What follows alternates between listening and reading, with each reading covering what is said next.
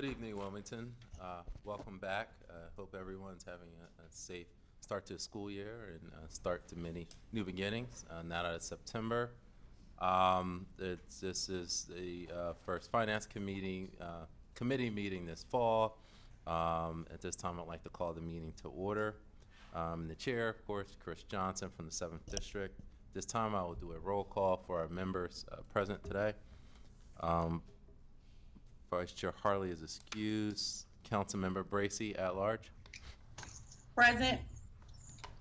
Councilman Field, 8th District. Present. Councilmember Oliver, 3rd District. Present. Councilmember Spadola at large. All right, and Council President Congo. Present. And Council President Congo. Here. All right, and also, I believe we do have some other council members in attendance. I believe we have Council Member Darby.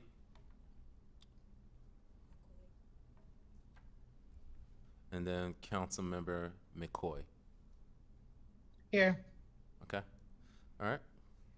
And all those who are either members or on City Council, please just make sure you send a message to Marshall so we can acknowledge you. As everyone is aware, the ground rules just we do have a few pieces of legislation, so please only those members of the Finance Committee will be voting on those matters. And we do have a pretty packed agenda since this is the first one back from break, so let's just dive right into it. We are going to go, for those folks at home, we're going to go a little bit out of order. We do have Council Member Darby.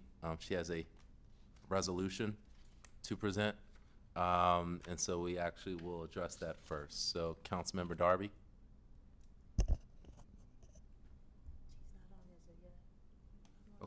Okay. Oh, all right. Sorry. All right. Well, Councilmember Darby, we will put that one on pause then. So now we will move to the art show.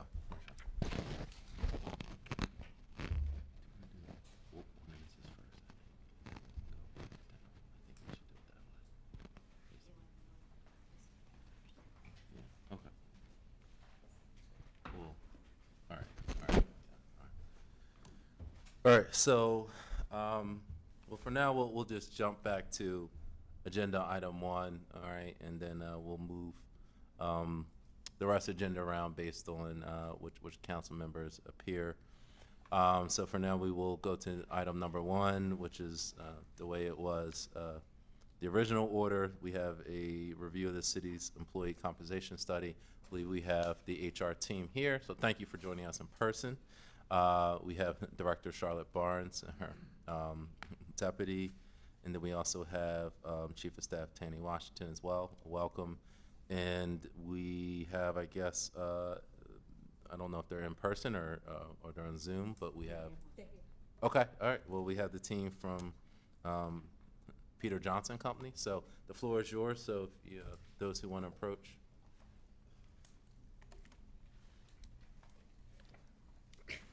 And Director Barnes, if you want to, or Chief of Staff Washington, if you want to just introduce. Okay.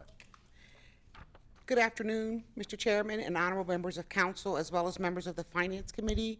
I am pleased to be before you this afternoon to present the much awaited and anticipated classification and compensation study for the city of Wilmington. You'll recall that this has been an item in my budget for at least the past 2 fiscal years, and we did not get to it in the previous fiscal year, but we moved some things around and was able to accomplish it within this fiscal year.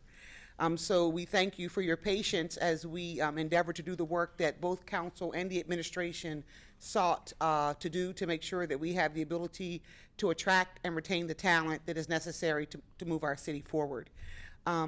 That said, I'm going to provide some opening comments and context to the study.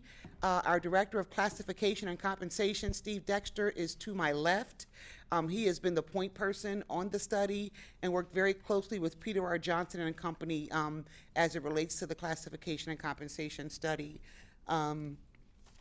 And so we've previously used Peter Johnson before for classification, and we looked at several vendors and landed with them for both classification and compensation.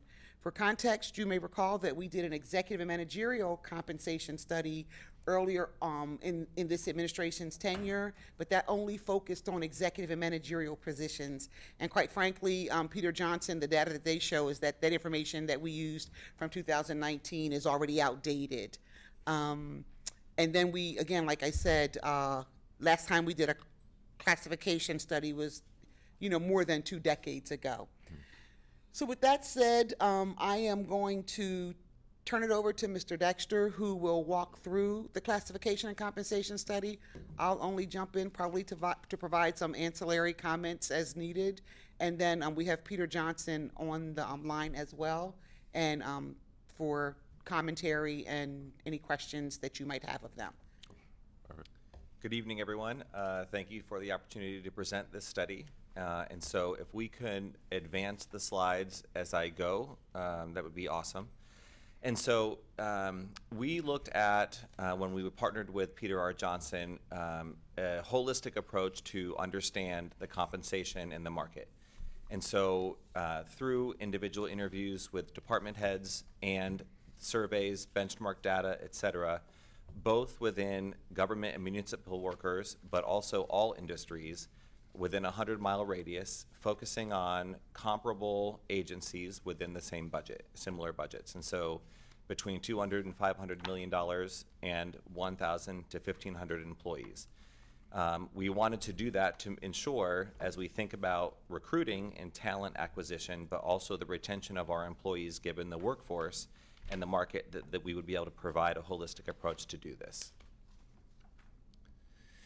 Through that study, we were able to identify that there are certain hot topic jobs in industries currently, right? So information technologies, human resources, all CDL drivers, and then healthcare rose to the top among industries that the market is very competitive at this time.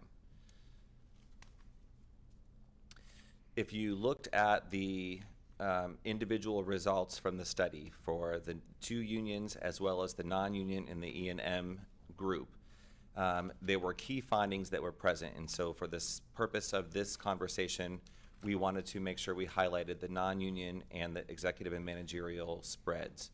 And so what we were able to determine and find with the help of Peter R. Johnson was that the range spread was 40 to 50% for non-management positions, meaning that the minimum and maximum salaries spread would be between 40 and 50%.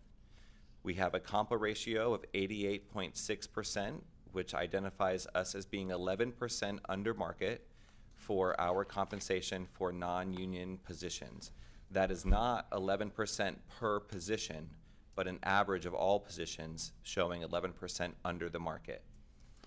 We identified, based on the new salary recommendations, that 7 employees would be under the market, which totals $16,186, and that we were able to consolidate from 20 levels within the non-union category to 11 levels. What that meant was that we had several levels that had vacant positions or no positions at all in them, but were placeholders there. So we were able to reduce the amount of levels that would go through that.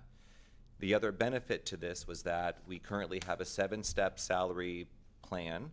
This new proposal is to have an 11-step plan. So many of our employees who are at a step 7 already only have cost of living increases to look forward to in their continued tenure with us as employees. This now provides 4 additional steps and an upgraded step for their runway to keep them and to retain them as employees of the city. So before we go on to the next slide, just to give a little bit more context to what Steve said, approximate for the union and non-union, approximately 55 to 60% of employees in those categories were at step 7. So they would never have received anything else. If they stayed in their current position, they would never have received another raise except for the cost of living adjustment that is negotiated with their contract or whatever's passed in the budget annually. So this compensation study gives them more those 60% of those employees more runway to get, salary increases, and it makes us more competitive in the market. But I would also say that the fact that we are 11% under market for this category of employees and for any of our employees should not be new information to any of us.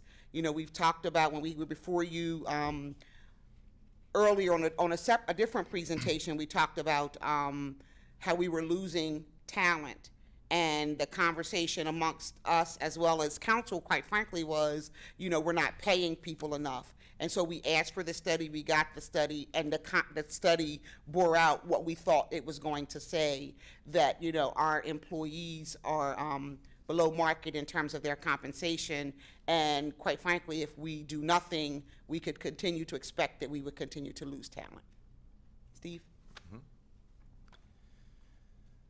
Yep, and so the next section then is the executive and managerial salary findings. Some similar information, a range spread between 40 and 60% would be common for this type of administrative programs and positions.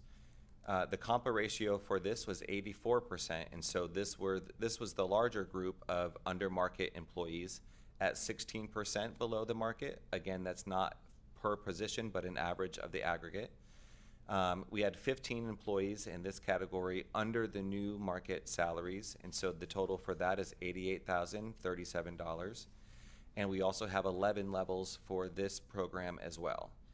And so these were recommendations and findings that we're pulling out from the report, very high level. Of course, the reports are available for review on the website, but we thought it was important to make sure that we highlighted this part of the information first. There were some positions that did not have a one-to-one comparison based on the information provided in the job description or the title that we had categorized them as. And so in those situations, if we didn't have a one-to-one comparison, we would look at then the obvious factors, right? Benchmark data, a review of the qualifications, duties, the education and experience levels, and then internal hierarchy, as we would then make the recommendation for classification. All of the other positions likely had a direct correlation or a direct comparison within the salary surveys that were used by the consultants. And so what are some of the recommendations? At minimum, the consultants would recommend bringing all employees at least to the minimum of the new salary grades. The best recommendation would be that we place and hire employees in the first third of the salary range in an effort to both remain competitive in the market for both talent acquisition and the retention of our current employees, which we know is a crucial part. And then for the E&M group, the recommendations came through, and then city leadership also worked through that to figure out fit within the organizational structure and hierarchy, tenure within the role, and then deliverables towards meeting goals and objectives. The way that we've communicated this out to employees thus far is that an email press release was sent out last week announcing that the study is now public. Letters will be sent to each individual employee, letting them know of their individual salary increase, new step-in grade, and then next anticipated step-in grade increase. That would be on an individual basis. We provided that where the studies can be found on our website, and that we want to make sure all questions that employees have or members of council have can be directed directly to me at my email address. So I'd like to also provide an opportunity for our consultants to also share their work with us. And so Robin.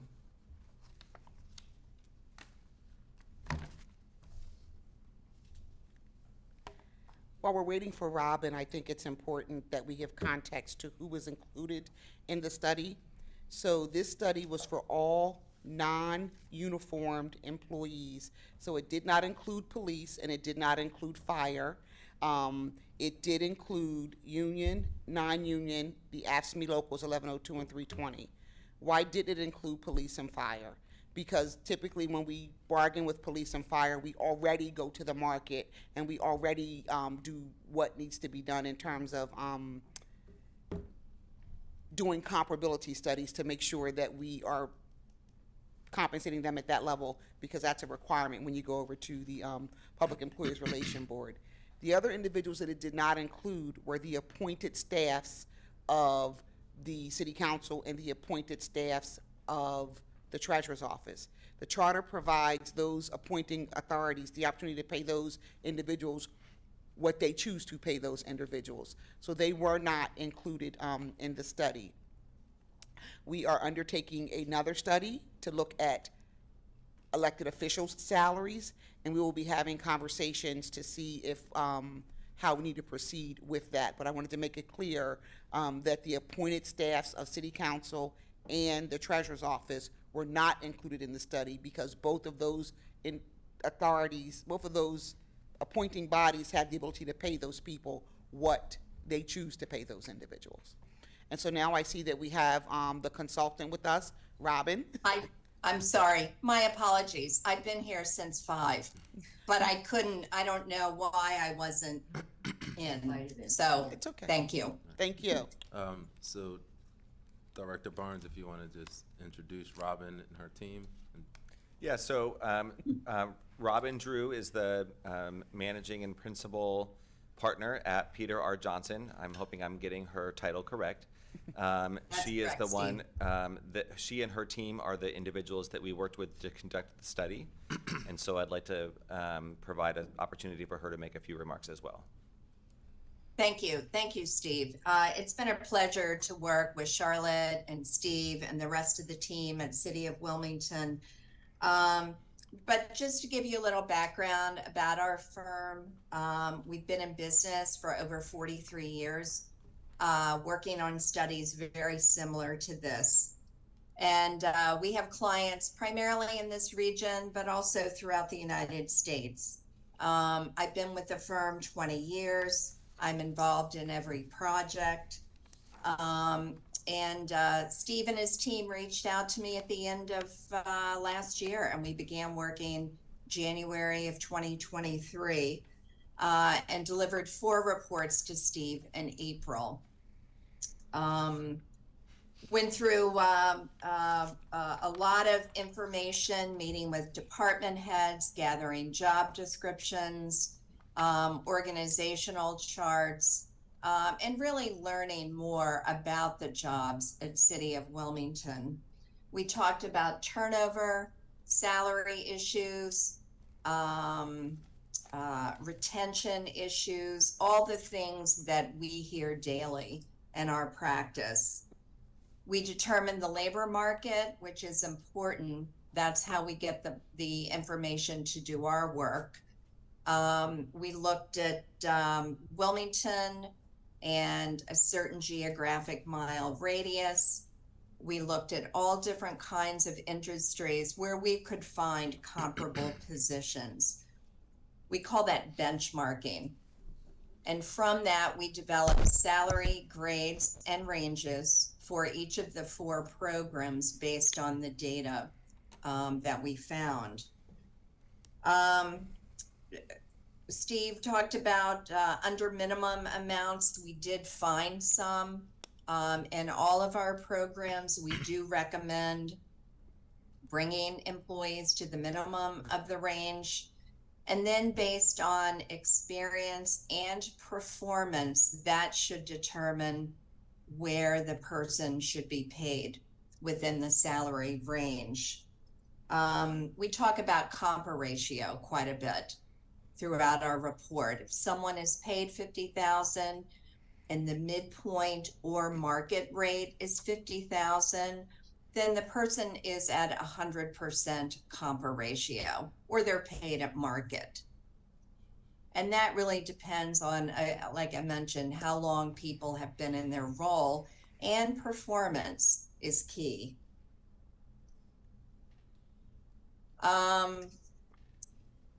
We designed entirely new programs for the City of Wilmington. As Charlotte mentioned, the programs, and she acknowledged, they were very dated.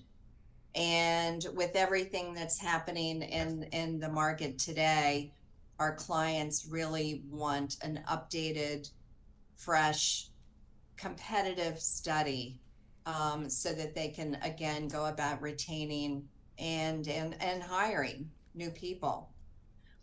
Wanted to emphasize, we looked at positions, not people. We don't know the people.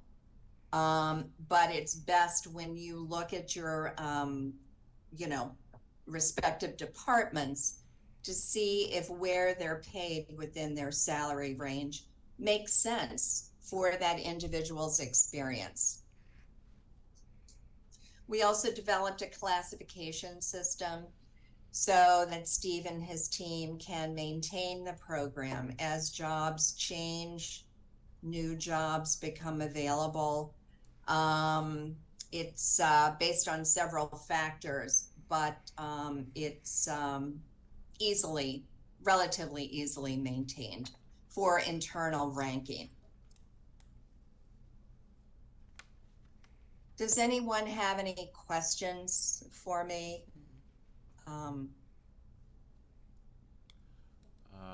I don't. Okay. I believe we do have some council members on Zoom. I believe first, Councilmember Field.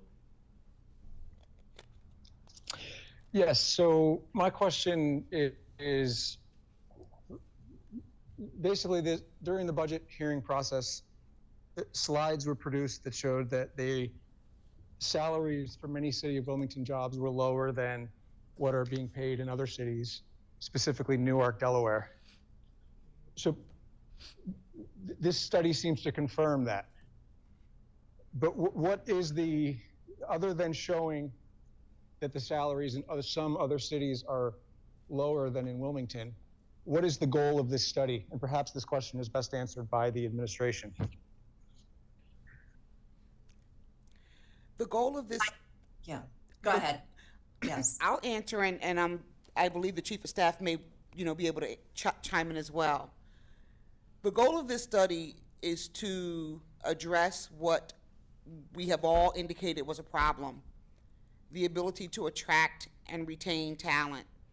So we've had challenges attracting talent. Have had issues attracting talent where individuals have denied our offers of employment for several reasons, one of them also being compensation. But we've also had circumstances where employees have left us. We've had a significant amount of turnover within the city where employees are leaving and taking jobs, and they are telling us that employers are offering them, significantly more than what we are offering or could even offer them to try to entice them to stay. So if we don't do something to address that, we will not have a workforce to be able to meet the needs of the citizens that we are required to serve. So from an HR perspective, the goal of the study is to ensure that we attract and retain talent, and the administration may have some additional goals that I have not spoken to.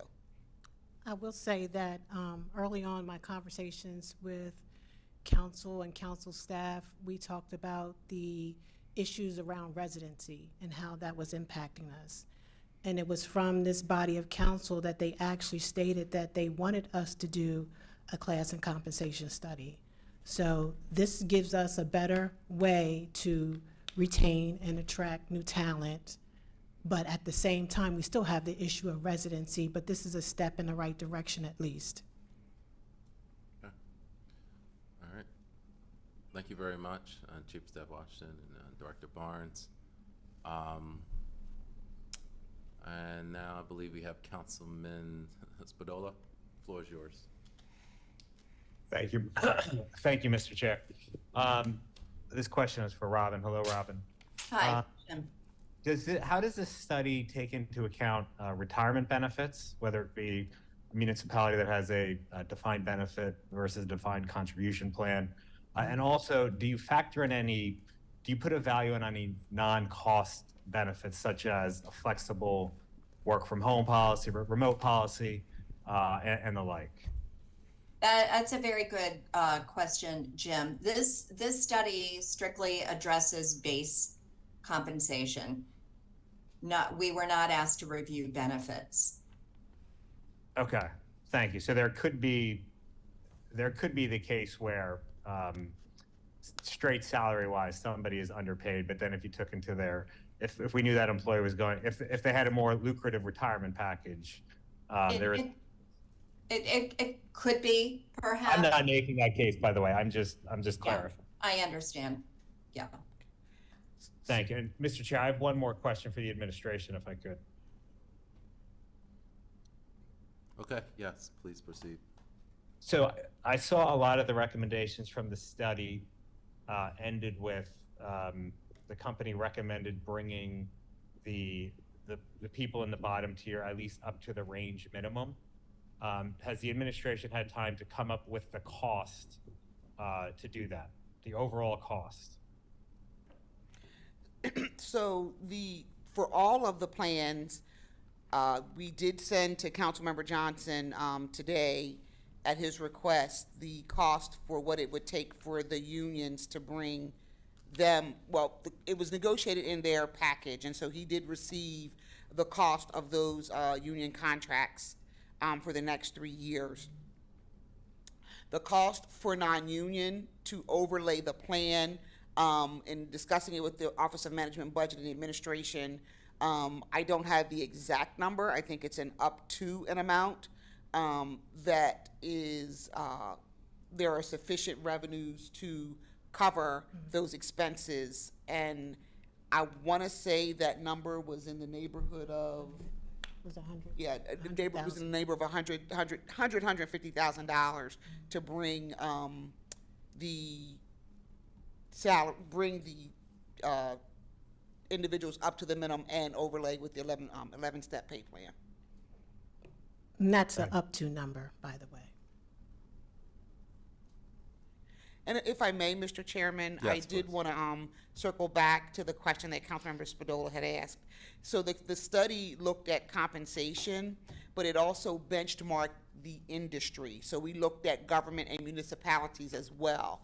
And very often in governments and municipalities, you know, Wilmington is not unique in offering a rich healthcare package. I think ours is probably best, but we are not unique in offering a rich healthcare package as well as rich, you know, vacation and time away from work package, as well as offering a defined benefit pension plan. So there are similarities in that built in within the study. And I just wanted to clarify for the record that you did send it around 3 o'clock. I did. Director Barnes. So it has probably not been circulated to all of council yet. Our staff is working on that. So by the end of this evening, everyone will have that chart with the numbers, I guess, for the next 3 fiscal years. One thing I'd like to offer, Mr. Chair, is that we did discuss with Peter Johnson how often we needed to refresh this information. So this information is good, effective 7/1 of 23.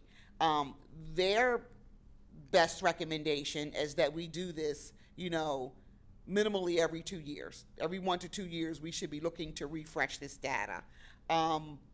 In a government setting, I think that may be a little aggressive for us, particularly given that we have just adopted an 11-step pay plan, and the ranges have been recast. I would strongly recommend that we do it. We don't wait as long as we did to do this again. But I did want to, you know, offer what has been offered as a best practice is to do this every 1 to 2 years. All right. Thank you very much. Councilmember Oliver. Yes, the floor is yours. Oh, thank you. No, I just wanted to say, this compensation study that was requested by the administration, I think it does show at what we've been saying regarding the workforce. So I just think it's, you know, it just provides the information regarding people leaving or return, and other people picking people up due to financial the income. So this is overdue. I think they've done a good job, and I think this was, needed. Thank you. As well as some cross-training that I mentioned earlier. I think that's also needed in the city of Wilmington. A lot of people who have been there for years, who have a lot of experience, such as Mr. DePinto. It's time, if he's talking about return, do some cross-training. I saw it on TV, other cities are doing it. So I think it's time that we consider it. Thank you. Very well. And Councilmember McCoy? Thank you, Chair. So the question I actually have is from Ms. Barnes.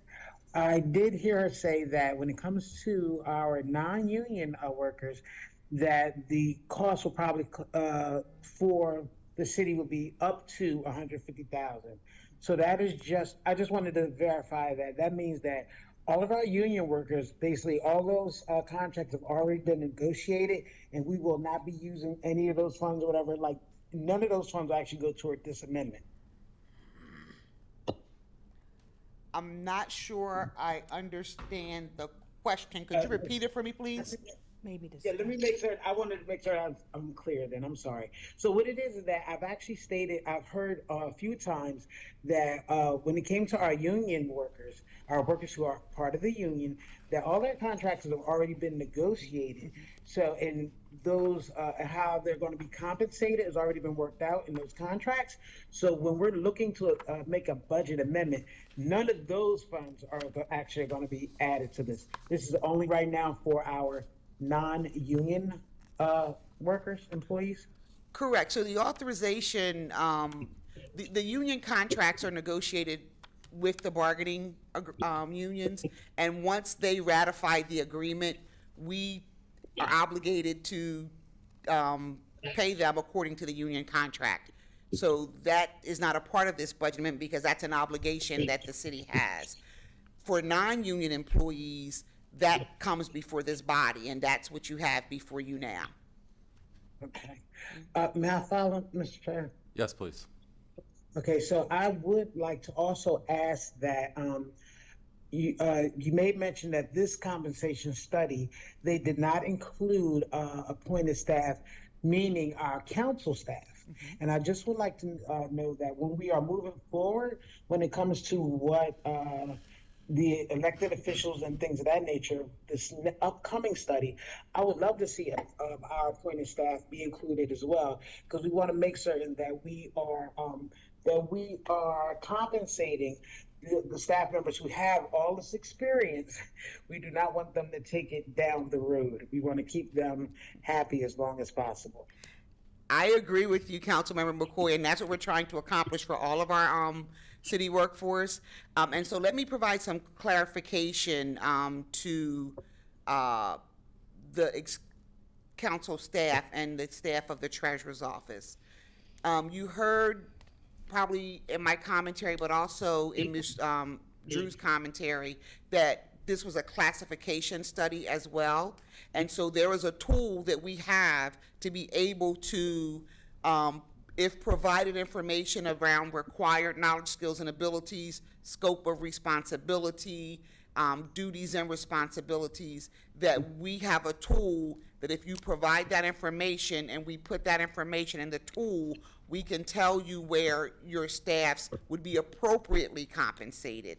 The decision on where to compensate them would come from, the respective elected officials, but we can run the positions through that tool and give you some recommendations around what the tool says on where a range as to where they would be compensated. Mr. Chair, can I just add to Yes, Ms. please. Barnes that, the last time there was a study done, council staff was also factored in. And yes, the elected officials do set the salaries for the staff of council.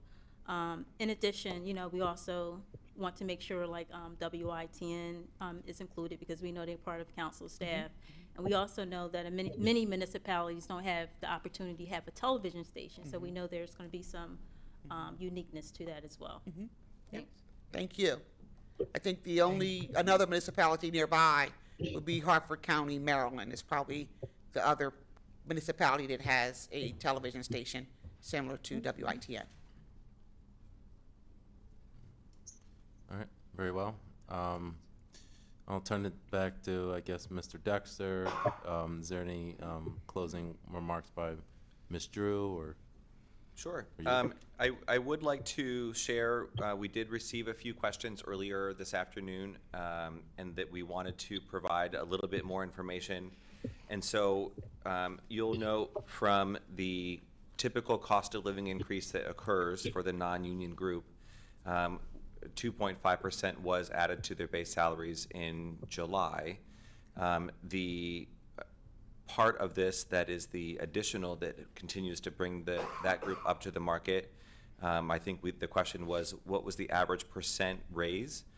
So I'm happy to share that that was a 2.51% increase on top of what was already done, which also equates to an average increase of $2,013.50 per employee. Now that is not, that is an average of all employees through this, realizing that we have employees at steps 1 and we have employees at steps 7 and above, of course, based on the placement in the new plan. And so there are higher numbers and lower numbers as part of that, but we wanted to make sure we could answer that question from earlier today. Thank you. Thank you. All right, any other closing comments just on this presentation? Just again, thank the, I'm sorry. Is there anyone on, let me just clarify, is there anyone on Zoom? Councilmember Cool. Mr. Chair, Okay. actually, I had just one more question. This is Councilman McCoy. Okay. Looking at the two amounts that they had given us on the slide, the 16,000, 88,000, I think I'm coming up to like 104. And we were kind of given the, we were basically advised that we could get up to 150. And I just wanted to know, where was that 46,000? Like, what's going on with, like, why is it such a large amount from 150 to 104?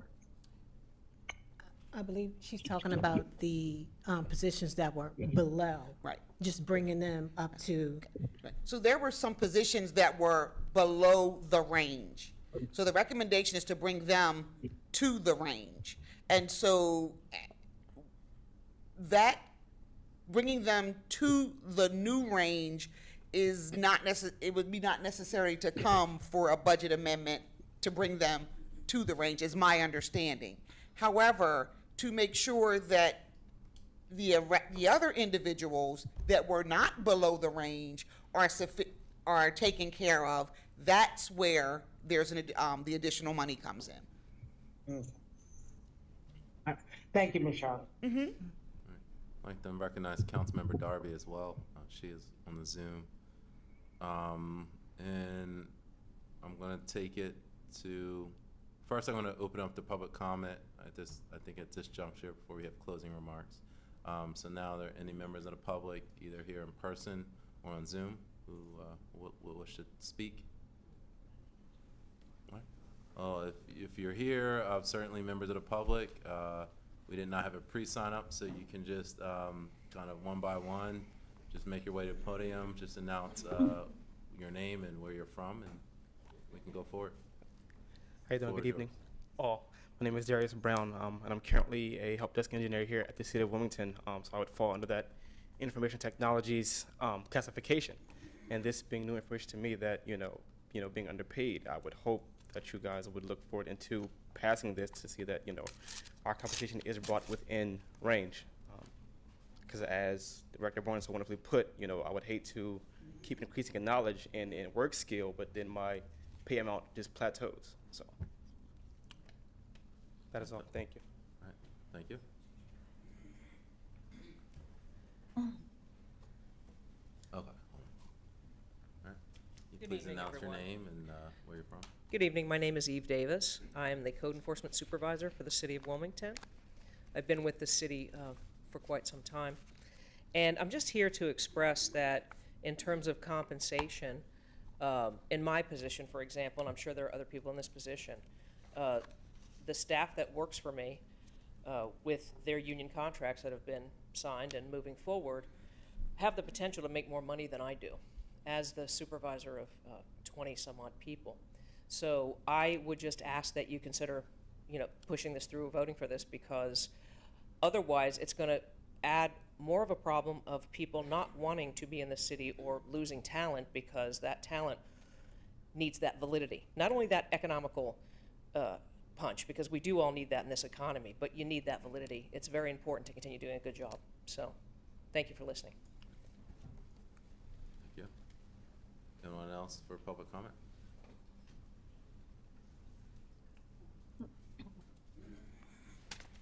Hi, my name is Christian Willauer. I'm a resident of the city. I'm also a volunteer with the Fines and Peace Task Force, and I just want to thank the council for the opportunity to speak. I know that that there's a lot of really hard workers who work for the city of Wilmington, and I'm definitely in support of people being paid a reasonable amount.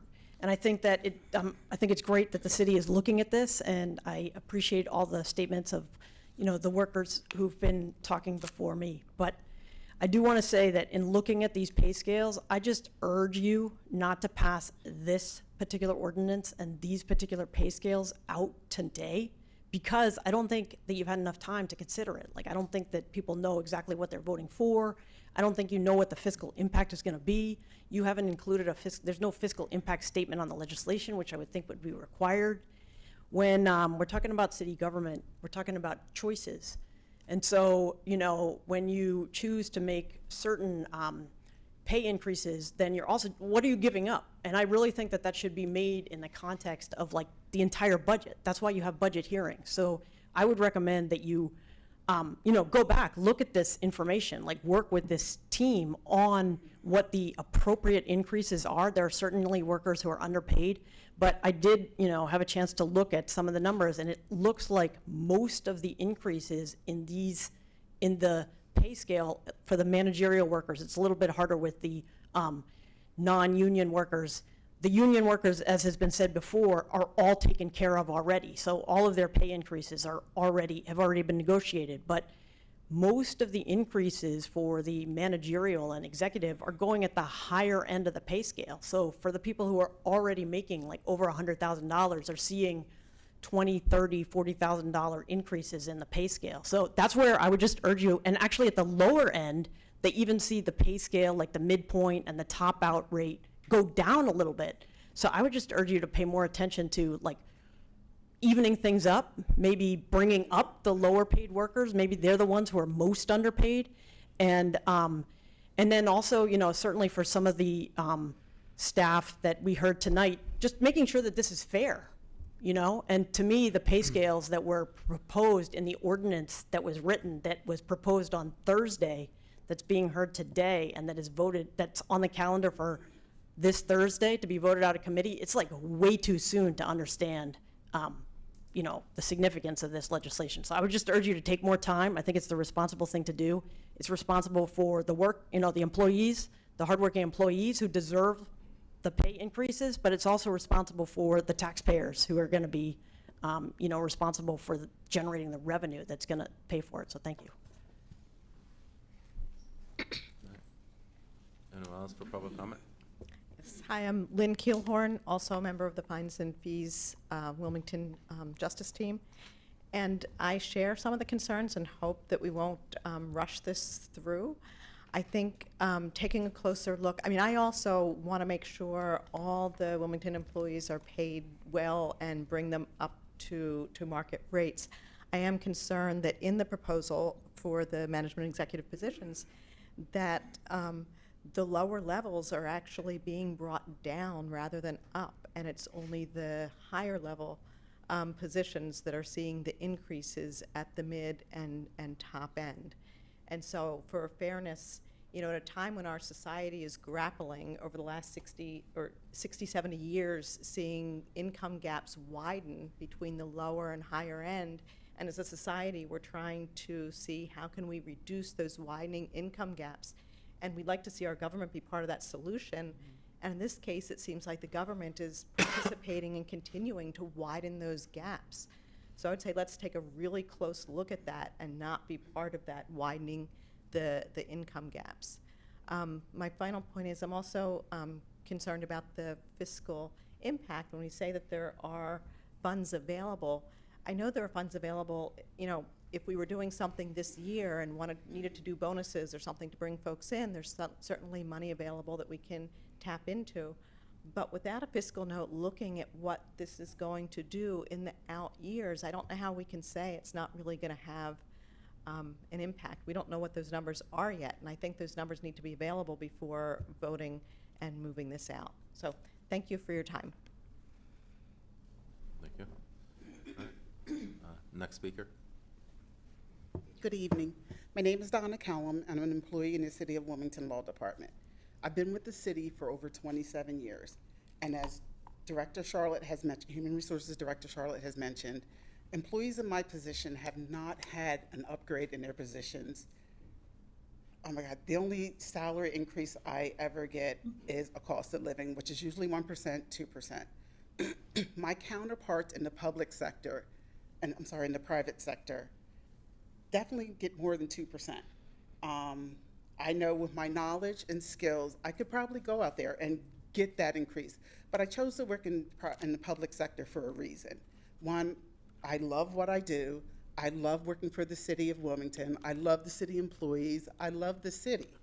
And so for us to not be compensated equal to what the public sector makes, yeah, I could go out there, but I choose to stay here. I choose to stay here for a reason. Also, I'm sorry, I took notes during the meeting. You have to value your employees. And I think in order to value employees, you have to compensate them equivalent to what their value is. 27 years, I think that's pretty valuable. My knowledge and skills are pretty valuable. I know it may be a little bit of a financial hit on the city, but do you want to keep a 27-year employee, or do you want to lose a 27-year employee with knowledge and skills? I don't know. It's up to the city. Thank you. More speakers? Hello, my name is Brian Bork. I'm the real estate legal coordinator for the city of Wilmington. I am not from Delaware. I'm not from Wilmington. I chose to come to Delaware. I chose to come to Wilmington. I chose to be somebody in Wilmington. And Wilmington has done really good by me. But I could make more money just going over to the county. And the skills that I have, I can take them there and just run with it. But I choose to live in Wilmington. I bought a house in Wilmington. I've invested my life in Wilmington. I've probably been here almost 20 years now. So clearly I'm staying. But I would just like to say that kicking these pay raises down the road it's not a good thing for the city employees. We deserve to be invested in. Thank you. Any more speakers in chambers?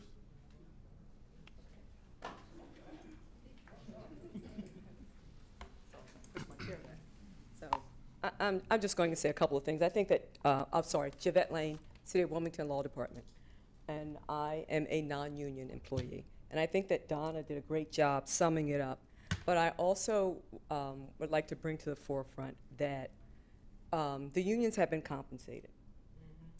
And and for me, I don't know where I will fall in this scale. It may not be, it will be much more, some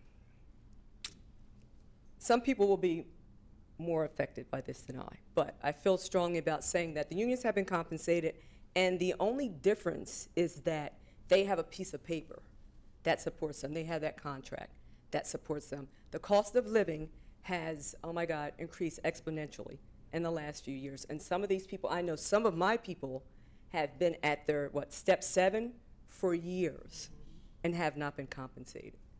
And I just don't feel as if it's fair. And another thing I want to say too is that I am a city employee, but I am a city resident. I pay taxes here. And I too am concerned about how this might affect the city. But honestly, I am more concerned about how, if it doesn't happen, how that might affect the city, because I am telling you, employees are leaving. My department is down several employees. Employees are leaving. because they cannot live on the money that they're making. And so I think if we take all that into account, I think it is vital that we really consider passing this. And we need to hold on to some of the institutional knowledge, like Donna, who has 27 years and still has several years that she needs to work. To lose her, yeah, I think would be a really bad thing for the city. And there are several other employees here who are in that same boat. So I'm just up here to urge you guys to go ahead and pass this out of committee, see how it falls with, you know, the vote of the entire council, and to give these non-union employees a shot at making a livable wage, which currently many of them are not doing. So that's my rant. Thank you. Do we have any more speakers? Hello all, thank you so much for allowing me to speak my thoughts on this. So my name is Victoria. I'm a proud member of the 7th District here in Wilmington. It has been my home for several years, and more than anything, I am honored to serve as a dedicated non-union employee here at the City of Wilmington. While my time here has not been long, I've only been here for 4 years, I have witnessed so much progressiveness through those years, and I had the privilege of not only reflecting on our city's infrastructure, but its commitment to fostering an inclusive and equitable work environment. However, the findings of the compensation study reveal that there's still work to be done to align our compensation practices with the values and aspirations of our city. It's crucial for the City of Wilmington to take place as an employer of choice in this area.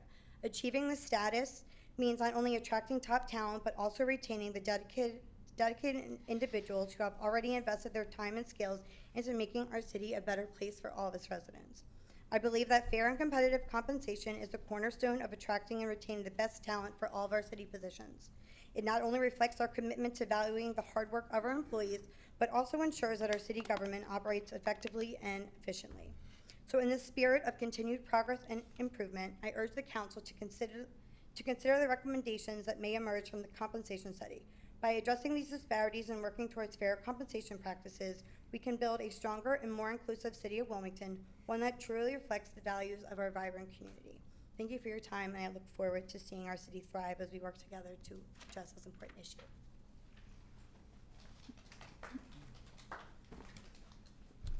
Any other speakers in the chamber?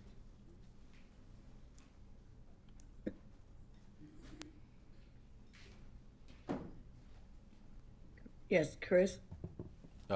We're not on questions yet. We're still in public comment. See, I'm sorry. Good evening. Thank you all for allowing me to speak today. I really appreciate the committee's proactive approach in reviewing the study's results. My name is Kemi Shakumbi. I am one of the city employees here in the Human Resources Department. I am also a current resident on the 8th District. In the post-COVID era, with the rising cost of living, it's a source of pride for our city to be recognized as an employer of choice. I hope we can achieve this by offering competitive wages to attract top talent rather than providing qualified candidates with salaries below market standards. This, I believe, will ultimately enhance the quality of life for our city and its constituents, many of whom are dedicated employees currently serving in various departments and roles. Thank you so much for the time today.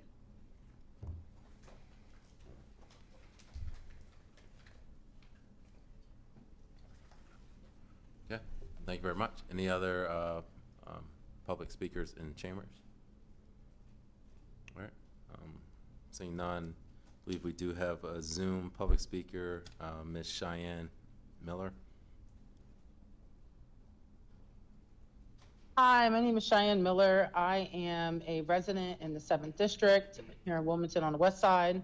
And I also believe that all residents that are working for the city, all city employees should be paid what we call a housing wage or a living wage, being able to actually afford to live, not just to survive. And it's very clear from the public comment that there are a lot of people who aren't making a living wage that are working for the city, but do it because they care. I also think it's important that the city is transparent with residents and with the people who work with them about who is going to be receiving wage increases, and it's very difficult from the current legislation that's being proposed to see that. It's very important that the lowest paid people also are going to benefit from increasing wages. And if that's not the case for this legislation, I think it's important that we go back to the drawing board. As quickly as this legislation was put together and put up, it does seem like there's an opportunity to add amendments to ensure that there are less of a wage gap than what we're seeing now.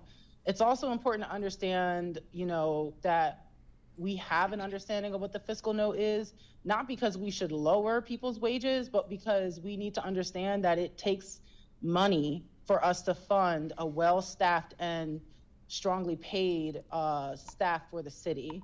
So having a fiscal note matters. I've looked at a lot of ordinances, and fiscal notes get added to things when there's going to be a cost all the time, unless it seems as if they're going to just get pushed through sometimes. So I think transparency requires that we understand, how are we really funding it? How do we know how much it takes to fund staffing, right? To make sure people are doing a living wage? And how does that consider the benefits that people may or may not be receiving as city workers? It's very important that we also recognize that if we're just giving wage increases to the highest paid, or the biggest wage increases go to the highest paid people in the city, that we're not helping those mid-level people. And so, instead of us, only focusing on giving wage increases to some of those highest paid people, let's ensure that some of those mid-level to low-level people are also receiving a good wage increase. Thank you. Very well. Thank you. All right, I'm going to turn it now back to some final round of questions by council. And I just want to kick it off. I've taken a great mass of information, obviously, in the past few weeks dealing with this. I am pretty good at, reading pretty fast and absorbing information. So I just wanted to make it clear for this public, though, where are we at with the stages? And maybe it'll take a graphical chart, but where are we at in terms of, who is receiving the wages? The lower, is it true that the lower end workers will not be, or will actually be getting a decrease? Like, can you just clear this up? And I don't know if this is for you, Chief of Staff, or Director Barnes. I can clear that up. There is no one, based on this compensation study, that will receive a decrease in pay. Okay, I think, and I will also clarify that there has been nothing published around any raise that an executive and managerial employee will receive. There's been nothing published about that. So the notion that executive and managerial employees are receiving significantly more than the non-union employees is misplaced. Just as we talk about process, so as was indicated, we have currently a 7-step pay plan. The vendor recommends an 11-step pay plan. So this pay plan was just not, you're at step 7 and now I'm going to extend you 4 more steps. That is not what happened. What happened was they recommended a new range, and that range had to overlay our existing range. And so we had to find where someone was on our current range, and if they needed to move up to the next step, that's what happened. So that means different things for different employees, and there is a range of percentage increases and dollar amounts that people could receive. As it relates to executive and managerial employees, the recommendation from the vendor is that if you are looking to attract and retain talent, that you should start at the first third of that salary range. So if you look at the compensation study for executive managerial, you should see a 1/3, a middle third, and a higher third. They're saying that you should look to attract and retain individuals at that 1/3. Some people's compensation is already at that 1/3. And if they're at that 1/3, the study has shown that they are already market rate. Other employees are not at that 1/3. And it doesn't mean that they're going to go to that 1/3, but they are not there. The only published rates for any executive manager employee is the declared rate page that is in every budget ordinance. And that declared rate is an up to amount. It has existed in every budget ordinance from when I worked for the Office of Management Budget back in 1995. It does not mean that those individuals make that money. Oftentimes they do not. They are compensated less than. That is an up to amount that the administration cannot exceed that amount in any budget year without going back to council. So I wanted to make sure that that was clarified. The range of salary increases. So the compensation study talked about a minimum range and a maximum range. So currently, our minimum and maximum range is about a 20% from step 1 to step 7. This offers a 40 to 50% range from step 1 to step 11, with about a 3.5% to 4% increase in between each step. Executive and managerial employees do not get step increases. The only raise an executive and managerial employee gets is it has to be based on their performance. They're the only employees in the city of Wilmington whose compensation is tied to their performance. And they have to have a satisfactory performance evaluation. And in the budget, the administration has to have said, we are going to give executive and managerial salary increases.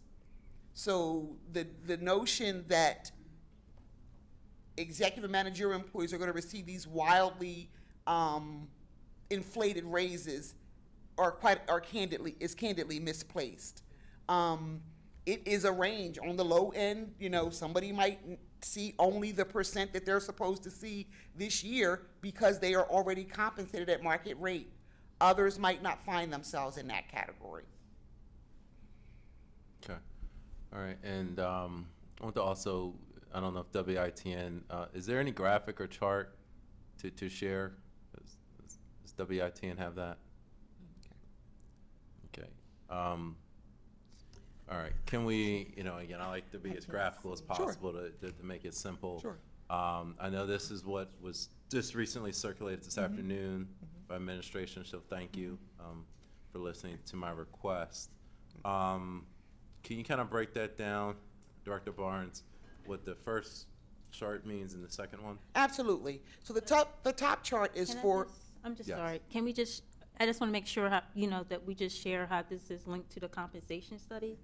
Yes. Yeah. Okay. Yes. Just want to make sure. Okay. The link to the compensation study is that the compensation study, you've heard us mention that we were in negotiations, we got the compensation study, and so it's like, okay, we have it, and so what do we do with this information? So when we developed our wage proposal for 1102, and we developed our wage proposal for 320, that wage proposal was to replace the existing pay scale with the pay scale as recommended by the bargaining, by the vendor. That's what we did. So there is a cost associated with that. So how this relates to the compensation study is that we used the information from the compensation study to determine the pay scale that 1102 and 320 would receive. Okay. So that's the nexus there.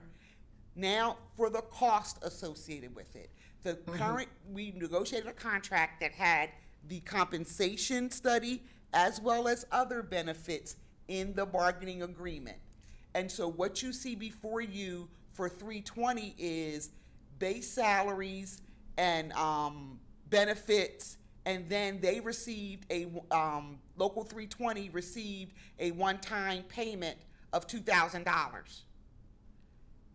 The one-time payment of $2,000 for this current fiscal year, as well as all of the compensation study salary increases and other benefits that were increased, totaled $526,000 for this current fiscal year. In the out years, in 2025, it will be an additional $200,000, and in 2026 will be $211,000. Each year, when you budget, when you prepare the budget, every year, there's always been salary increases in the budget, and you plan for that when you're doing your budget, and the administration will either decide whether or not they have sufficient revenues or not, and they will make proposals to either increase revenues or give the demand to the departments that they cut expenses to make sure that we have a balanced budget. So that's nothing new. We've always had contracts, we've always had out-year salary increases, and we've always handled that in the context of the budget. If we move to Local 1102, same thing, same scenario, except that 1102 received a $3,000 one-time payment. So the question's like, well, why did 1102 get $3,000 and why did 320 get $2,000? Last year, 1102 was out of contract, so they did not receive any salary increase for fiscal '23. The $3,000 one-time payment was a COLA, if you will, for them for that particular year. It does not increase the base. Local 320, our lowest paid bargaining unit, the administration has a goal to ensure that they have, that they're fairly compensated and have a livable wage. And as a part of negotiations, there's give and take in negotiations, and they landed on a $2,000 one-time payment. They did receive a salary increase last year. So this $2,000 is in addition to the salary increase that they had already received. And so in addition to the compensation that they are receiving from the comp study, they received a $2,000 one-time payment. Those one-time payments are not present for non-union or executive and managerial. It was only for the unionized workforce. So again, the notion that higher end employees are the ones that are enjoying the benefits of this is simply misplaced. And in a chart, just to kind of break it down, is my understanding, Director Barnes, that this just shows what the cost, the fiscal impact is. Absolutely. In the next 3 fiscal years. Absolutely. Okay. And So then- I'm sorry, to read that, over a 3-year period, the local 320 contract is going to cost the city almost $1 million. Over a 3-year period, the cumulative impact of the local 11 contract is $1.4 million. Gotcha. Now, is it possible, and I know we don't have that this evening, but can you construct the same thing for executive and managerial, and then the non-union? I think we probably could do a similar chart for them too. Perhaps, but that, because every situation is different. I absolutely will not be able to do it for executive and managerial. It's based on their performance evaluation. I can't pretend that I understand how each department head is going to rate their employees, and the raises in the budget before you even deal with the compensation study is one thing. And so it's very difficult to give you a chart that says what is going to be for executive and managerial. Well, I mean, maybe we can take a approach where if they take the midpoint of the recommendation or the higher end and low end, what the potential impact would be, so we could see a swing. So obviously, that'll be up to each department head, but at least give us some idea. Because I know it's up in the air, but at least some idea. You know, is it 800,000? Is it 900? Is it less than that? Is it 500? That would be good. If and again, I'm not trying to reinvent the wheel, but at least some estimate. Because I get the bands and what we're doing, but you know, I just think to make it clear for all members of council who may have questions. Yeah. Okay. And just to, if I may, just to put some context around this, we're talking about 92 E&M employees and about approximately 139 non-union. So out of 1,079 employees total, it's a small population of employees that I mean, we're talking so about. and just to, I don't know, we had the math. I mean, it would be less than 1.4 million, correct? Absolutely. All right, Absolutely. I just want to make it easy. I mean, because I mean, I want to dispel and I want clarity. I'm for the transparency and clarity we need. Is just that, you know, if it's only 400,000, then or it could be 200 to 400. Let's just put that number in a chart so it's easy to digest. You know, because again, a lot of council members literally got back from vacation and they got this, and they're still swimming through this. So I'm trying to be. Yeah, so it would be probably like an up to amount, which we think we wouldn't likely exceed, whether that's 500,000 or whatever that number is. Yeah. That's what you'll see. That's fine. That's fine. That's perfect. Then I think that'll make it easier as the conversation moves forward. Okay. All right. That's all the questions I have for now. Marshall. Okay. Councilmember Oliver, I believe you're up next. Thank you. I'm just listening to the whole conversation, but we're talking about, I don't care if it's 150,000 or 200,000. You're talking about family members who work for the city of Wilmington who've been there for 25. I'm listening to Yvette, and I'm 27 years, and to keep talking about, oh, they don't deserve, I don't know what people are, some of the conversations back and forth, and I understand everything. I was down to the beach and I read it and I understood it and I called and asked questions. This is not a new conversation. We've been talking about this compensation study for over 2 years. We've been looking forward to it, to trying to assist non-union members and some of the other employees that work for the city of Wilmington. So this is not a surprise to council members. It shouldn't be, because it's been ongoing conversation.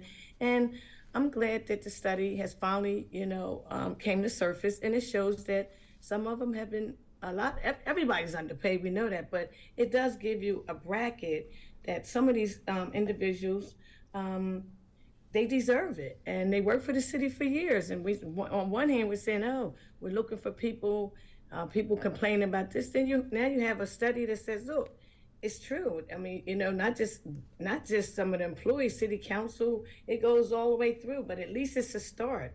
And to say we don't want to pass it and look out for individuals who have voted for all of us, especially at-large members for the city of Wilmington in different districts. And, I'm in favor of it, so I'm not going to reinvent the wheel, but I am in favor of this, and I'm in favor of the next study. And we all know that Wilmington has been lowest paid. I know some of the guys who worked with the CDL for city for years, and now they work for Amazon. We want them guys to come back. They live in the city. They've been here for years. And as the young lady stated, she could have went anywhere and got some more money. But she's a city resident. She loves the city of Wilmington. It's convenient for her not to ride to Dover, not to ride to Philly. So we've been talking about this for 2 years. Now we're sitting up here like this is something new. I'm in favor of it. Thank you.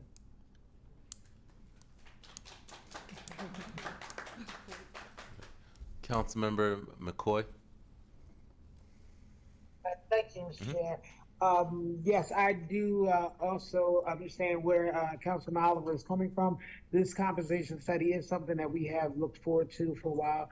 We did realize that we were losing a lot of our best talent, and we wanted to make certain that not only were we able to recruit, but retain all those great people who are already working for us.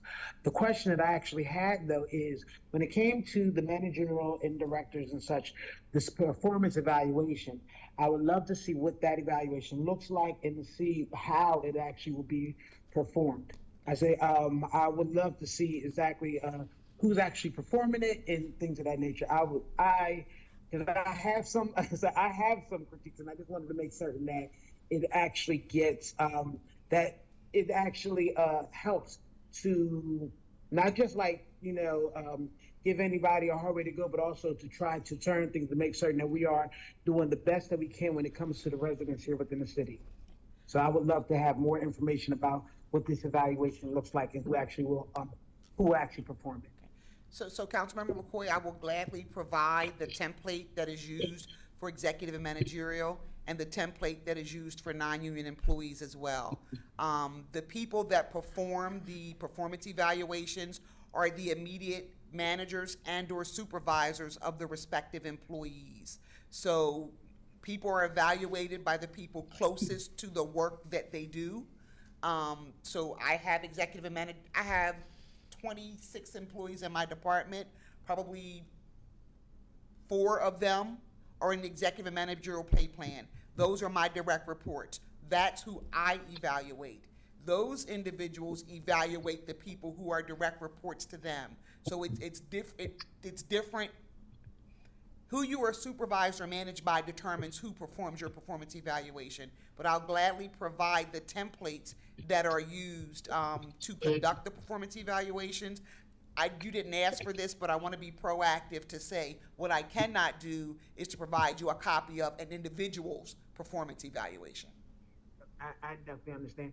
But I would also like to find out who actually evaluates you.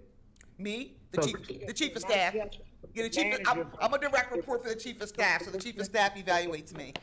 I'm so sorry for talking over each other. I just wanted to say, like, so not specifically just you, but whoever actually is heading those different departments. Gotcha. Like how we're making certain that we are doing things, decency and order, and that we are making certain that our workplace is not toxic and things of that nature, so that we will keep our great employees. Yeah. I can tell you that I do the performance evaluation for every single department head in the city, along with the mayor's executive staff.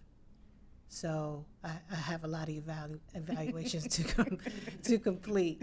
I want to say that, the administration wants to be fair to all of our employees.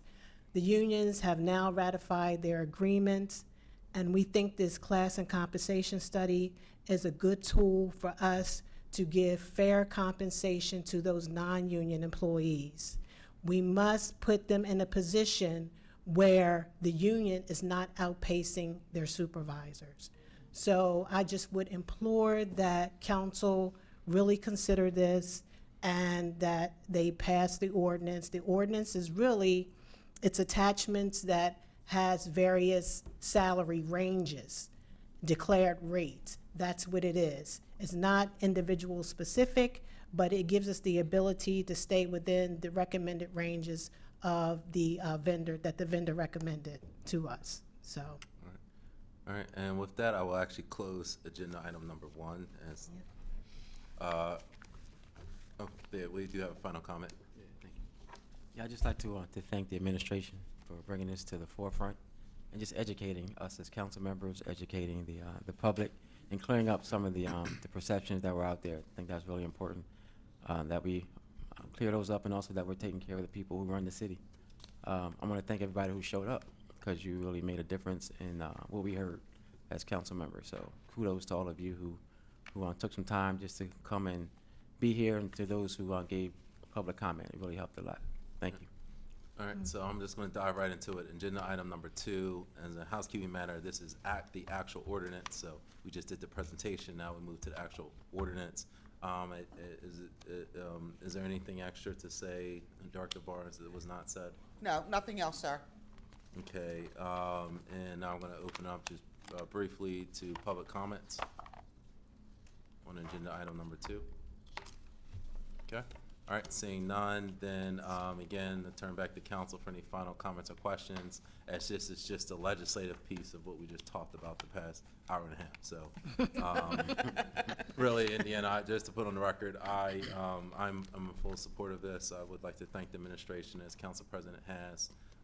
They have listened to us. This is something where I can speak from experience, having been an employee of the city and having done evaluations and having worked with individuals in this room.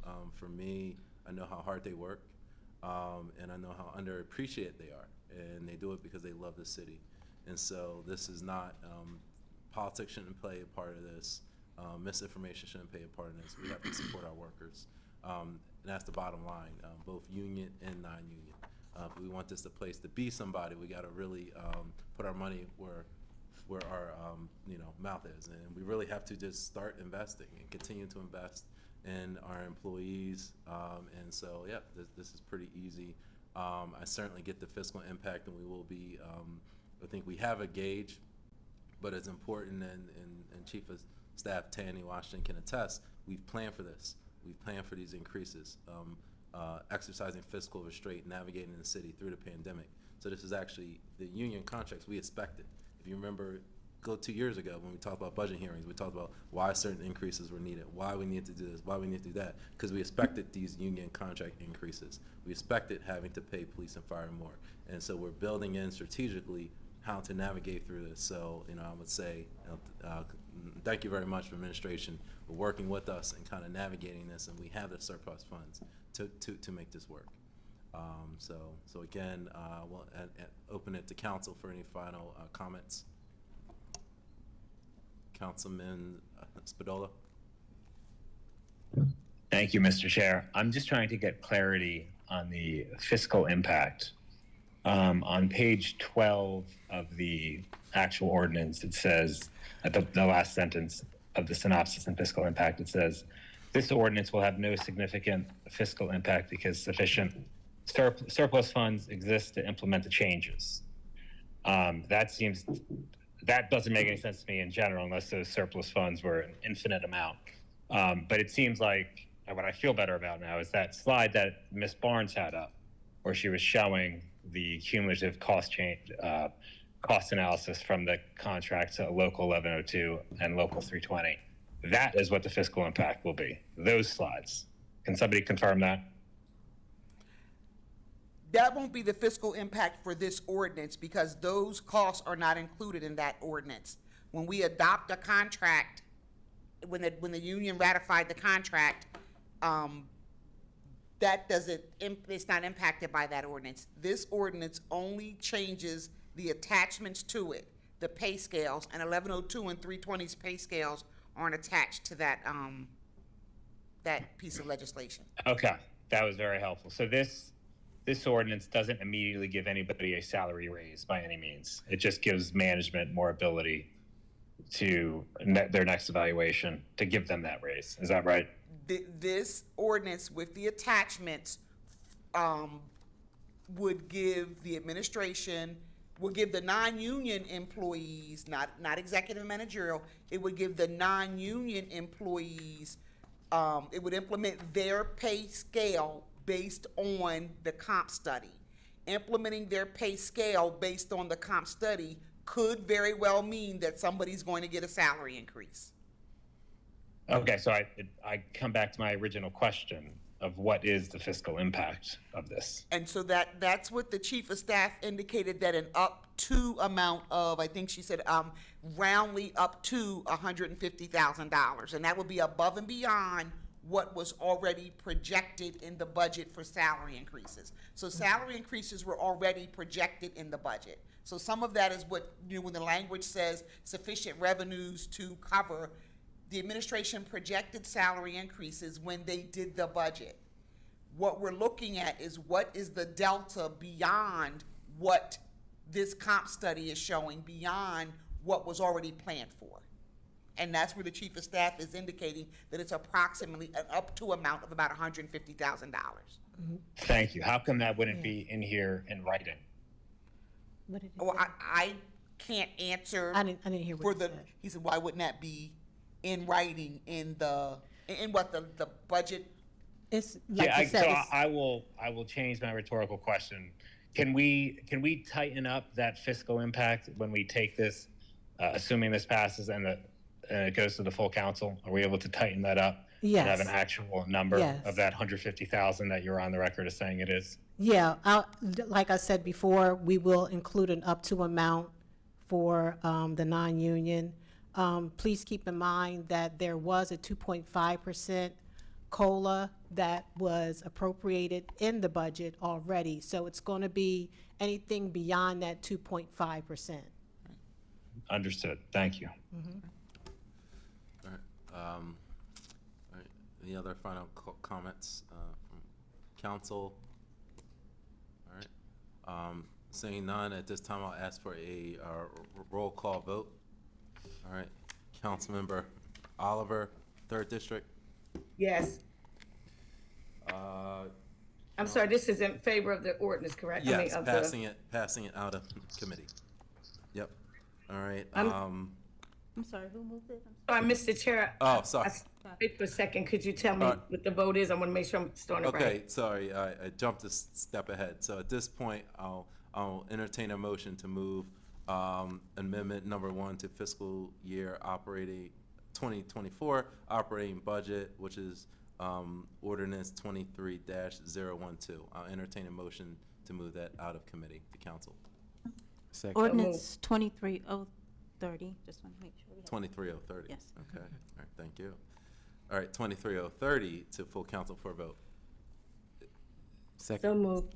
Second. Okay. I'm It's been sorry. properly moved and seconded. All right, at this time, I ask for a roll call vote. Councilmember Oliver, I believe I already have you down as a yay. Mm-hmm. Councilmember Field, Yes. all right. Councilmember Bracy, Yes. Councilmember Spadola, Yes. Council President Congo, Yes. and my vote is yes as well. All right, the yeas have it, so it'll be passed out of committee to full council for a vote. Thank you, everyone. All right, moving down the agenda, and there is another ordinance related to our employees. There's an ordinance to amend Chapter 40 of the City Code related to bereavement leave. So again, I believe, and those individuals from Peter Johnson and Company, you're free to leave unless you want to hang on.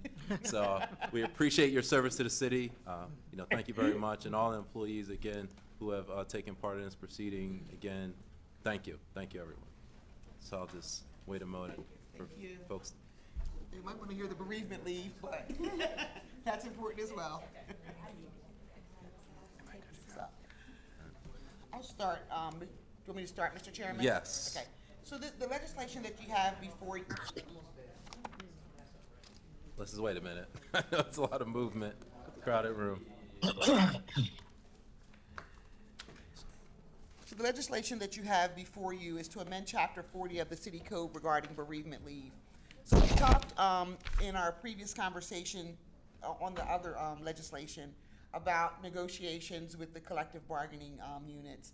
And during our recent round of negotiations with Local 1102, the city proposed to extend our bereavement leave from 4 days to 5 days.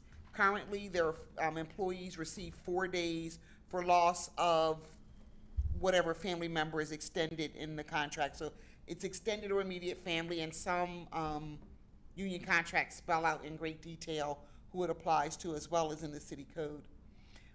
So we're here to offer this benefit to non-union employees. It was negotiated with Local 1102, and it's a part of their collective bargaining agreement now. If this passes, it would extend to non-union employees. There is a provision in the collective bargaining agreement for Local 1590, which is the firefighters, as well as the FOP contracts, that says that any ordinance or statute that provides a benefit greater than one that they already have in their contract automatically flows to them. So I will be reaching out to them should this pass so that we can talk about how it applies to them and do a MOU to incorporate it into their contract. But the nutshell of this is that couple of changes. One, it extends leave from 4 days to 5 days. Two, currently it says that if your leave must commence no more than 1 week after the death. What we have found through the pandemic is that many people do not have funerals within 1 week after a death. Oftentimes it's up to 2 weeks after a death. So we are changing that from 1 week to 2 weeks to give greater flexibility as when the employee can take leave. There is already a provision that says leave beyond that period can be approved at the discretion of the HR director. So we already have an ability to approve in extraordinary circumstances, but if we don't make this change, I would just be approving a lot of them because people don't have funerals oftentimes within 1 week of the death. The latest change, the other change is that unbeknownst to me when I provided this, and we talked about this in Local 1102 negotiations, the state just passed a similar benefit as well. And that is to extend bereavement leave to the loss of an unborn child. And so that's what's here now, that we will also cover bereavement leave for the loss of an unborn child. So 3 changes: 1, extending the day; 2, extending the time period; 3, extending the leave to an unborn child. All right, very well. Thank you very much, Director. Any questions from council? All right. Councilman Spadola, sorry. Spadola Oh, okay. and Oliver. Okay, Councilmember Spadola, I believe you were first. Thank you, Mr. Chair. Ms. Barnes, I think this is great. Obviously, you know, when people are grieving, they deserve their time. I've seen in other union contracts where it dictates that the time off must be taken consecutively, meaning you can't take 2 days off, come back to work one day, and then take 3 days off. I don't see that here, which is good because I think it's fine if people break it up. How will that be interpreted by yourself and the other departments, though, if it's not defined in the code? They can get up to 4 days of bereavement leave. It does not mandate that it is consecutive. So for non-union employees, obviously whatever's in the contract is gonna govern. But if for non-union employees, it does not specifically say that it has to be consecutive days. And so I would offer that they could break it up. What we'd like you to do, because the purpose of bereavement leave is, you know, like death has a way of like knocking you to your core. Sure. And so we want you to take the time that you need to grieve and address the things that you need to address. If you need to take it in increments, that's nothing that I would have a challenge with. But we encourage you to take the time, and if it's all at once, that would be great. But if not, you know, we'll allow an individual to do what they need to do to get through the grieving process. And to be clear, I absolutely don't believe that 5 days gets you through the grievance process. It just gets you time that we're affording you that's not charged to sick or vacation. Thank you. All right. Councilmember Oliver, the floor is yours.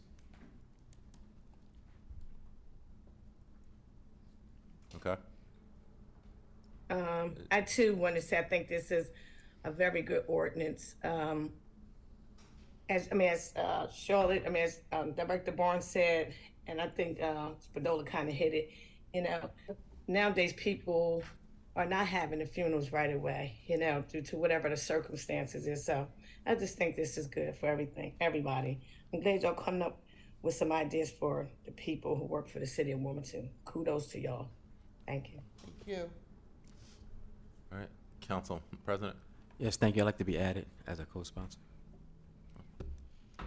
Very well. I'll now open it I'd to. like to be added to. Okay, all right. So noted, Council Member Oliver. I'd like to turn quickly to members of the public for any public comments or questions. Okay. All right, and then I'll turn it back to council now for final comments or questions. Councilmember Bracy, I see you. I'd like to be added as a co-sponsor. Very well.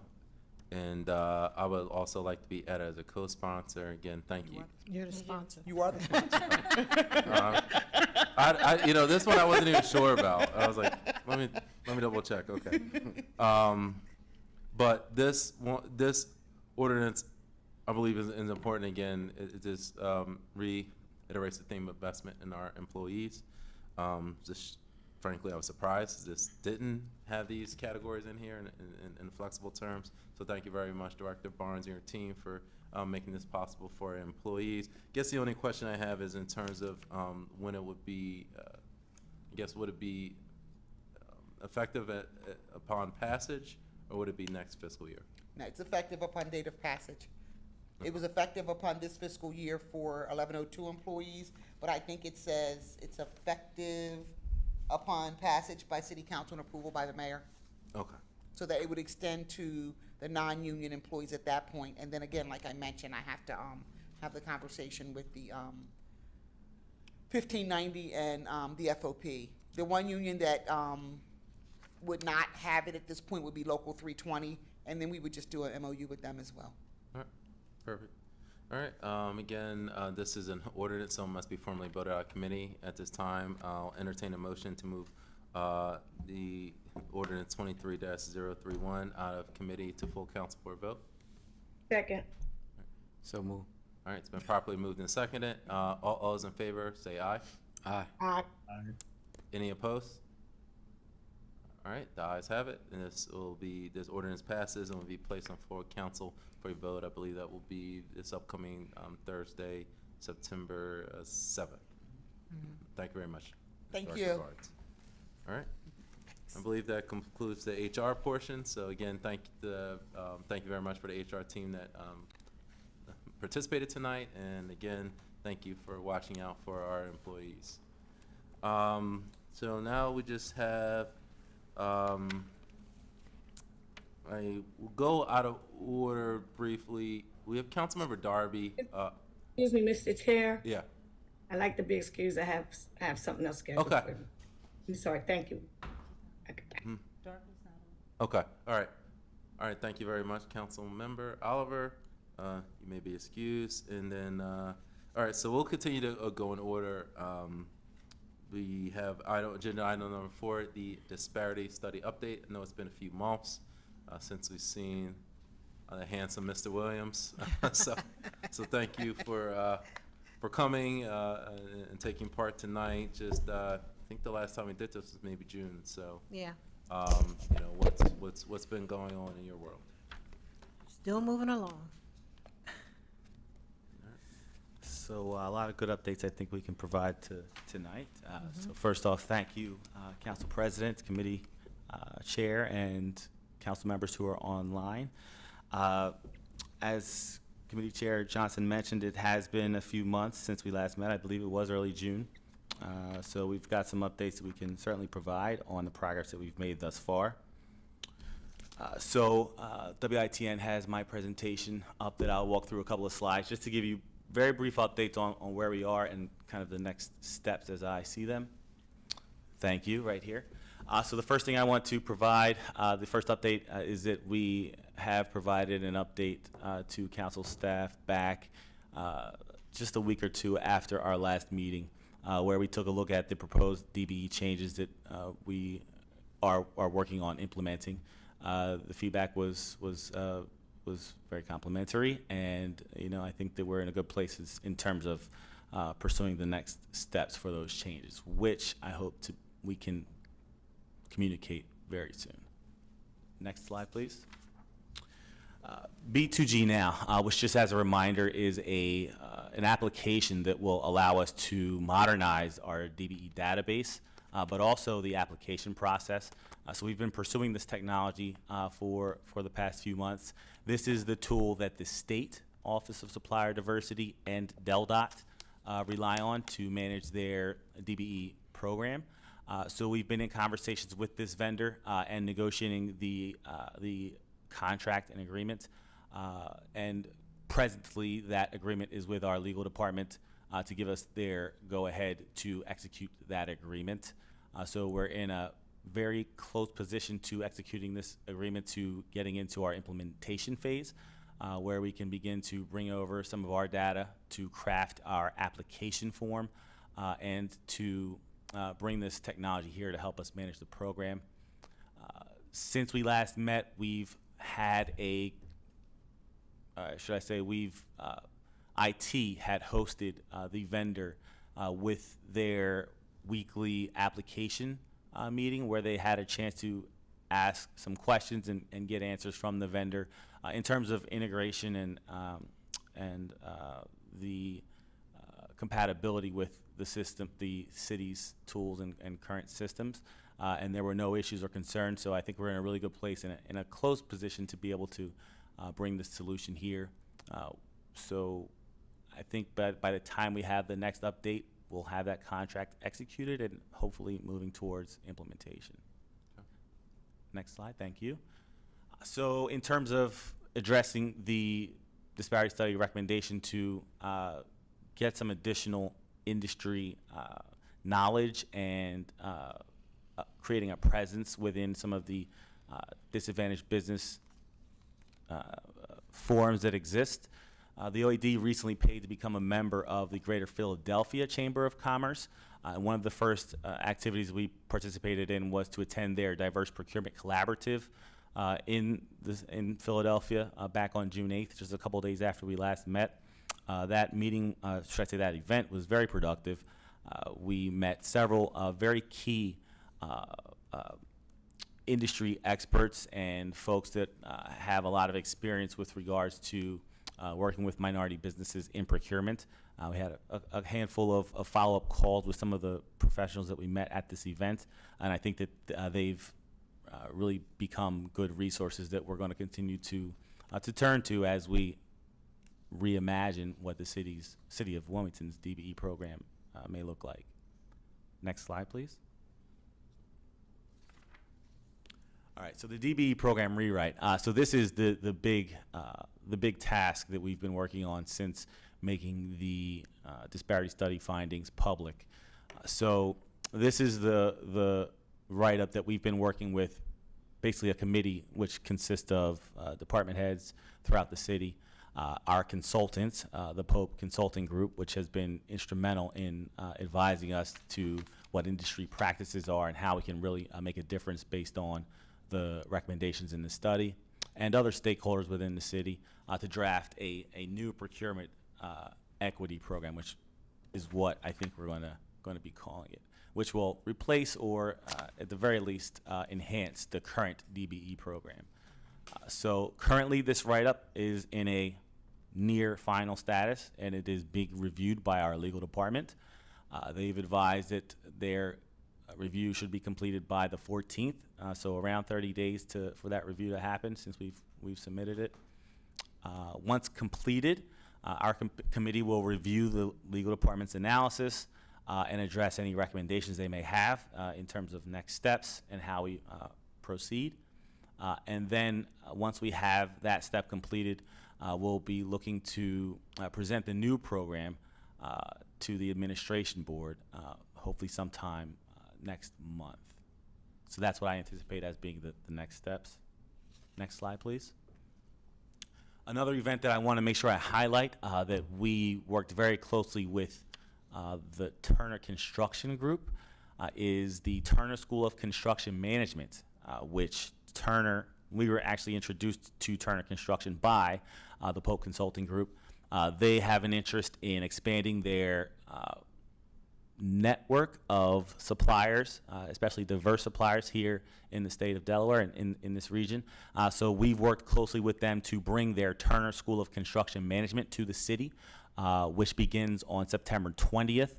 They're looking to provide this procurement/construction program to as many as 30 businesses here in the city, free of cost at their expense. The only commitment from the city was to help with the graduation expense. They're going to have a graduation ceremony, which will be catered, and there will be some expenses that will be associated with that. But the program's going to be happening at the Emergency Management Center over in Southbridge. We've worked with Director Patrick over there to lock down Wednesdays starting September 20th through November 8th. The application period has been open for about 2 weeks. We're still receiving applications and promoting this program to our local contractors and construction businesses, and we'll be evaluating those within the next 2 weeks. I believe the cutoff date is September 15th. So we'll start to look and evaluate the applications from that point forward. They have expressed a desire to do this program on a reoccurring basis, possibly yearly. So just another direct, response to the disparity study, and in terms of creating capacity within the businesses that are ready, willing, and able to participate with procurement type opportunities. Next slide, please. All right, there is a posting out for a DBE analyst. This is a position that is part of our rewrite that will be responsible for working closely with OED and the procurement team to ensure that compliance types of activities are completed within the program. So things such as, good faith efforts, monitoring, and contract compliance will likely fall under this role.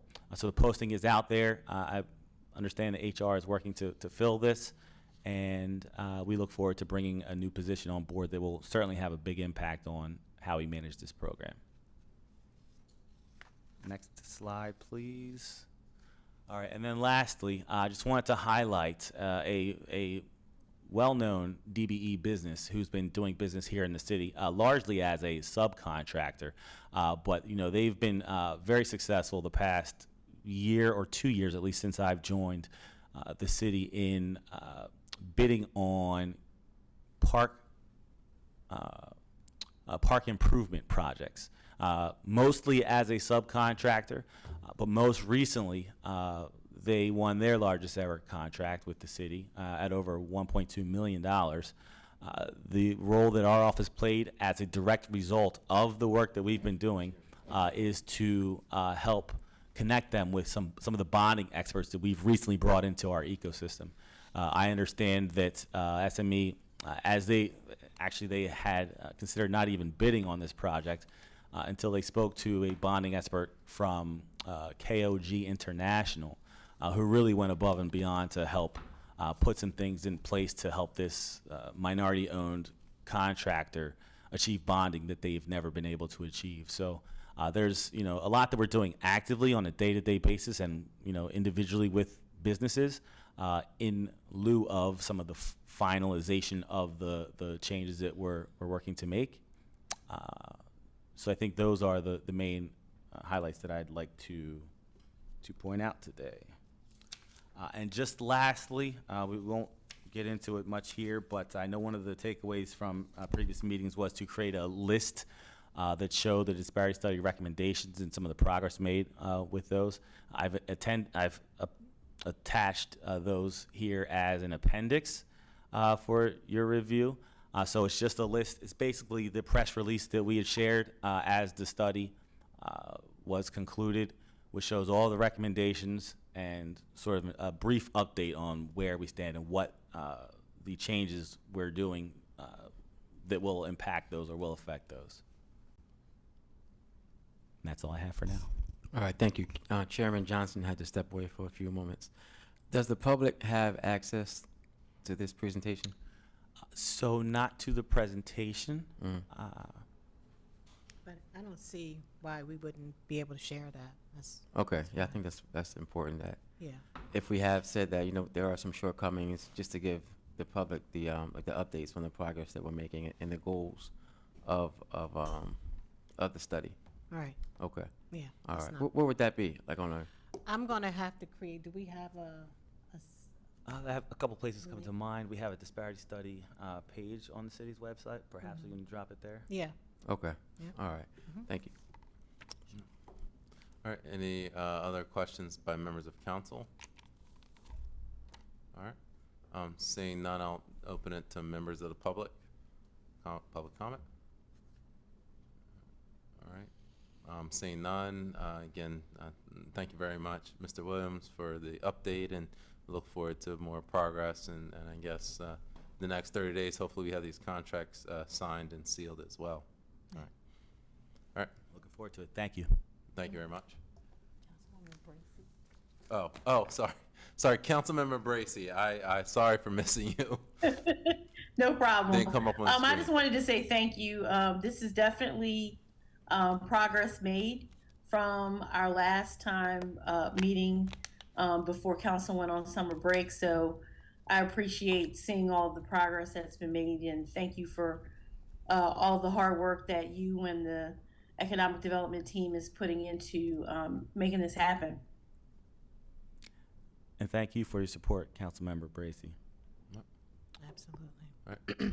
Very well. All right. And again, thank you very much, Mr. Williams. All right. Look forward to the next report. Okay. All right. And moving to agenda item number 5, a update on ARPA funds. So again, it's a pleasure to see you. Ms. Mergler, I believe we have not had an update report from you in quite a while during summer recess, so Yes, we're indeed. looking forward to any updates you may have. Yes, absolutely. Thank you for having me this evening. Let's see, so not much to update since our last meeting in May. Let's see, if you go to the next slide. The funds are still fully allocated, but if you go to the next slide after that, we do have some slight changes in the way that the funds are allocated. So in conversations with Dr. Mason, I realized that the amount that I had budgeted for the out years of the Community Public Safety Initiative was a little bit too high. So that freed up about $1.35 million, since I had budgeted $450,000 for each of the organizations rather than $300,000 for 24, 25, and 26. So we reallocated that for the neighborhood camera initiative. The final cost from Advantech ended up being a little bit higher than anticipated. We also needed to add some switches to the contract. Next, it allowed me to budget the out years of the Apricot case management software. That is part of the CPSI as well. It's what the organizations use to document their activities and collect data. We allocated an additional $900,000 for the land bank to use for acquisition, stabilization, and demolition. And then finally, again, that amount of money being freed up is fortuitous. The NCC VOTEC program, the workforce development program that we're doing with them to train local youth in construction trades, has been very successful. We've had more students join the program. So the original amount that I projected for student salaries over the next few years is a bit higher. So I was able to budget more money for student stipends. So those are the changes we've made. So same, everything is still allocated, but slightly different allocation. And then I can go through each of the categories if you would like. Okay. If you go to the next slide. Yes, just the changes. So there are no changes in the administrative costs. So this is the same. Go to the next slide. Let's see, under Building Safer Communities, the only changes here are, of course, that the CPSI went down by about $1.35 million because it was over budgeted. So slight increase to the Advantech contract for the East Side Neighborhood Camera Initiative. So that before was about 1.2 million, now it's 1.586. If you go to the next slide. No changes in community investment. Next slide. Neighborhood revitalization, the increase here would be in that second line where it says Land Bank East Side. So that's where you see that $900,000 increase. Next slide. And then in workforce development, slight increase to the Newcastle County VOTEC School District project. And then the revenue replacement and essential pay for essential workers remain the same. Okay. So not much to change. Any questions? Just, I guess, just on the changing the 1.15 million. Is there stated reason why there was over budgeted, or did For the put- CPSI? Yes. Yeah. Sure. So just a miscommunication. So the three main participating organizations, this year they're each getting $450,000. So I had budgeted $450,000 for the remaining out years, 2024, 2025, and 2026, when the agreed upon amount is actually $300,000 in each of the following out years. So. Okay. And I don't know, this is more for Chief of Staff Washington. Is Dr. Mason going to be giving an update, the Public Safety Committee soon? I'm sure, yeah, she's scheduled to give an update. Okay. Yes. So we can find out more about how those programs are going. Okay. Yes. Perfect. All right. Turning it to public comments for any comments or questions. Comments? All right. Seeing none, I'm going to turn it back to council for any final comments or questions regarding ARPA funds. All right. Seeing none, again, thank you very much, Ms. Mergler. We look forward to having you present at the next meeting if there are any updates. Certainly. Thank you very much. Thank you. Thank you. All right. And last but not least, we do have on the last item on the agenda is a resolution approving a grant to the Wilmington Senior Center. This is a resolution, so it doesn't formally need to be voted out of committee. Now, this is Councilmember Darby resolution. Is she on yet? No. She's been on and Yeah. off. Yeah, she had a prior commitment, Chairman Johnson, but this just a resolution granting some discretionary community support funds from the second district to the Wilmington Senior Center. Because the amount is $10,000, it exceeds the $5,000 threshold. And of course, anything that exceeds the $5,000 threshold, it has to either be in the budget or requires a resolution to be passed by council. All right. Very well, and I am aware of this piece, and I'm certainly supportive of it. So open up to my colleagues. Any comments or questions on this piece? And when will this be on the agenda? This will be on the agenda for the October the 5th meeting. Okay, thank you. Okay, all right, very well. Open up to public comments. All right, seeing none, I'll turn it back to council for any final comments or questions. All right, seeing none, again, I know Councilmember Darby is not here, but I believe this is going to a very worthy cause, so we look forward to this passing and Wilmington Senior Center receiving their grants. And with that, we have completed our first meeting of the fall term. So we appreciate everyone hanging tough. I know there's a lot to cover, but a lot of important topics. With that, again, we do have some upcoming city council meetings. I believe the next meeting is September 7th, so it's right around the corner. So yes, that is true. You get us the 3 back-to-back meetings. You get to see us, Wilmington. So thank you very much. Again, continue to be engaged and send all questions to us as City Council or email us.